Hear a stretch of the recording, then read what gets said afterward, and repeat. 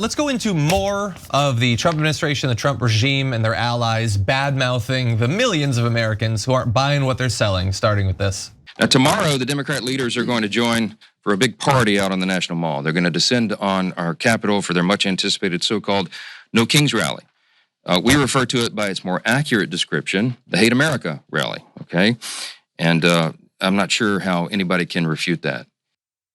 Well, we're going to give a go with that if you don't mind, Speaker Johnson. But that was him trying to preempt the fact that there's the No Kings 2 rally. It's happening this October, like 2,600 different events across America. The follow-up to perhaps the largest coordinated protest in American history that drove Donald Trump and the Republicans insane. They're still insane from the earlier one. The fact that this looks like it's going to be even bigger is causing them no end of headaches. And so they're trying to set the narrative.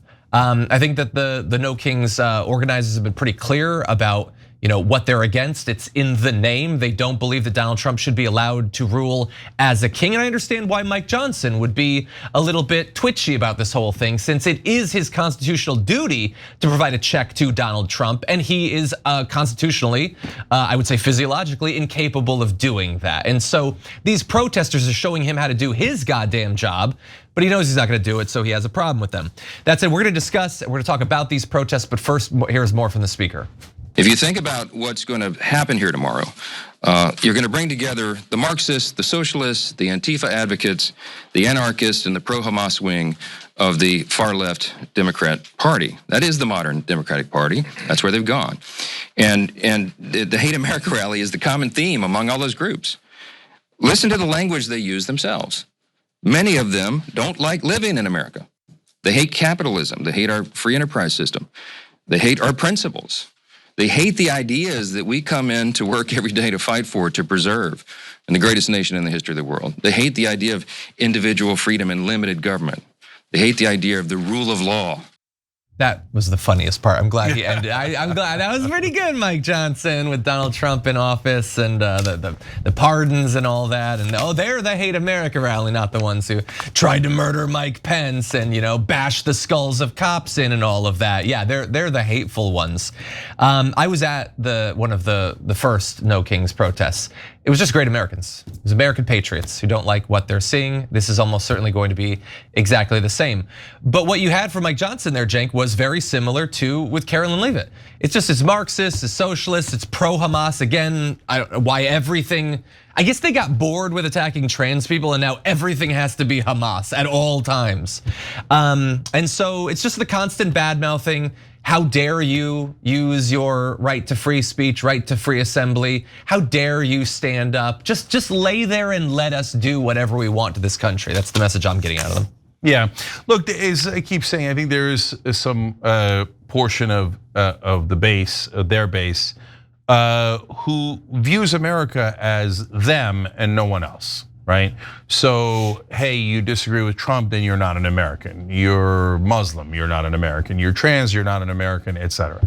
But, I know some will disagree, but I think that's a minority even within Trump voters. I think that the great majority of the country, including a ton of Trump voters, understands that what America really is not an ethnicity or race, religion, or any of that stuff. It's an idea. Well, what idea is it? Well, good news, we wrote it down. It's called the Constitution. Right? So that's our code. That's our DNA. That's the coding of what it means to be an American. So freedom of speech, freedom of the press, by the way, freedom of religion. And government must get a warrant before they come into our property and take our stuff. And a lot of right wing would say Second Amendment, it's 10th Amendment, which gives states rights, etc. Now we could disagree around the edges of what that means. Unfortunately, the Supreme Court has perverted the freedom of speech to mean endless money in politics. And there's all legitimate good debates, constitutional debates, legal debates, etc. And we have tons of political debates. And is that a pro-American position? It doesn't get any more pro-America than being in favor of political debates, right? So in other countries, by the way, I lived in another country. For those of you who haven't, look, Turkey was a young democracy. Now it's struggling with democracy. It's had its ups and downs. But people were always nervous that it was gonna get taken away. Right? Here, a lot of people were not nervous for a long, long time.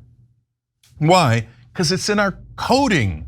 You don't take our democracy away. You don't take our speech away. You don't take our rights away. So if you're in the camp of saying, yeah, but if you're on the other side, whatever the other side is, Democrat or Republican, then you shouldn't have the same rights, and I should get to call you a terrorist and take away your rights. Well, that's an un-American position. I mean, literally, empirically, read the documents, read the Constitution. That is against what America stands for and what we all signed up for. So this whole thing of, oh, you hate America if you protest the government? Brother, how long have you been here? Did you just get here from Saudi Arabia or something? No, in this country, we get to protest our government. The right wing got to protest the government during COVID and during everything else, right? And the left wing gets to protest under Trump. If you don't like that and you don't think that should be allowed, you're really not an American. Like, I don't mean that, like, again, not based on identity or anything else like that. I mean, just as philosophically, you don't really believe in this country. Yeah. I'm still gonna give you all your rights, and if somebody else is in charge, Mike Johnson can protest to his heart's delight. I would never take his rights away, unlike him, who now says, oh no, the other side are all terrorists, criminals, etc. No, but you wanna know what the good folks who are going to protest actually don't like? Because he said, oh, they hate America, they hate corruption. Guess what? Is that similar to the right-wing voters? Yeah, the right-wing voters also hate corruption. They want lower drug prices, they want higher wages, they want lower housing prices. Just like a lot of the right-wing voters. The rest of it is an attempt to divide us. So look, I know most right-wingers will not do this and will not believe this. But when you see those massive crowds, which will likely be millions of Americans, your fellow Americans, protesting out there on Saturday, you should be slightly proud. Boy, that's our country, that's what we do. You don't agree with our side, so what? Go get them, go protest, right? Now, if you're going to protest, they're already doing a terrific job with this. They've had tons of people teaching crowds nonviolence. We do that before some of our rallies, right? We literally hire people to teach people, like, even if you're provoked, don't respond. We teach nonviolence, we teach peace. So please do that, everybody. And by the way, if somebody doesn't do that in a No Kings protest, turn them in. Because they're probably a provocateur. They're very, like, whether they think they are on your side or they're literally not on your side and they're trying to provoke things to get violence, to get it to shut down, etc. Even if they think they're on your side, though, they're not. They're not, because it will lead to terrible consequences. If anyone's planning violence, turn them in, okay? So that's not what we do. And the last thing I'd ask people, and I love that you guys are going out there. Look, I'm not any part of it. Nobody asked me to be part of it, but I'm encouraging you guys to go. And I'm encouraging you to take an American flag with you.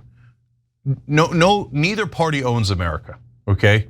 So why do I love this country? Because of the Constitution. The Constitution guarantees me, or was supposed to guarantee me, largely guarantees me, those rights that I love and cherish. And my family came here for those rights because we love that idea, right?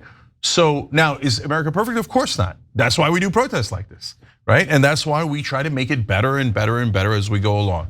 So go out there, fight for America, but fight peacefully and bring an American flag so that people know, no, we're America. Not to say you're not, but we're also America. We also love this country, and we love this country because of what's in the Constitution, which I think is the very core of, and I know right wing won't believe this and are surprised, but it's actually the very, very core of traditional liberal, progressive, left wing thinking.